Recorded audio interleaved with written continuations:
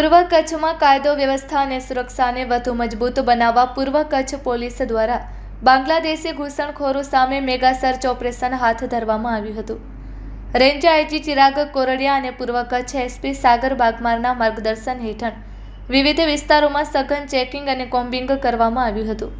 આ કામગીરી દરમિયાન શંકાસ્પદ હિલચાલ ધરાવતા લોકોની ઓળખ ચકાસણી કરવામાં આવી હતી, જેમાં 35 જેટલા શંકાસ્પદ બાંગ્લાદેશી ઘૂસણખોરોને રાઉન્ડઅપ કરવામાં આવ્યા છે. પોલીસે તમામ વ્યક્તિઓના દસ્તાવેજો અને ઓળખ અંગે વધુ તપાસ શરૂ કરી છે. સુરક્ષાને ધ્યાનમાં રાખી આવનારા દિવસોમાં પણ આવી કાર્યવાહી ચાલુ રહેશે તેમ પોલીસે જણાવ્યું હતું. Report by Bharti Makhijani, Gandhidham.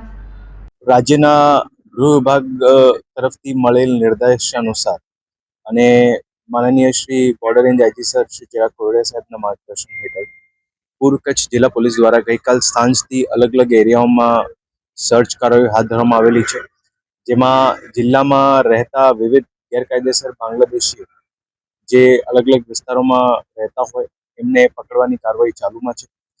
અત્યાર સુધીમાં ગાંધીધામ, અંજાર, આદિપુર, રાપર, ભચાઉ અલગ અલગ વિસ્તારોમાંથી મળીને લગભગ 35 જેટલા સસ્પેક્ટને ડિટેન કરવામાં આવ્યા છે.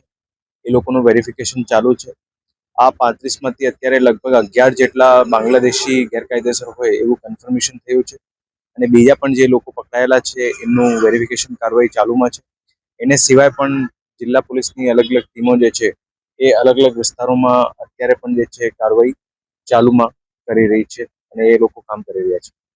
એ લોકો અલગ અલગ વિસ્તારોમાં કોઈ જગ્યાએ કોઈ કારખાનામાં હોય અથવા કોઈ બીજા કામમાં લાગેલા હોય એ પ્રમાણે એ લોકો અહીંયા કામ કરતા હતા અને બીજા પણ જે લોકો હતા એમની અત્યારે વેરિફિકેશન કાર્યવાહી ચાલુમાં છે.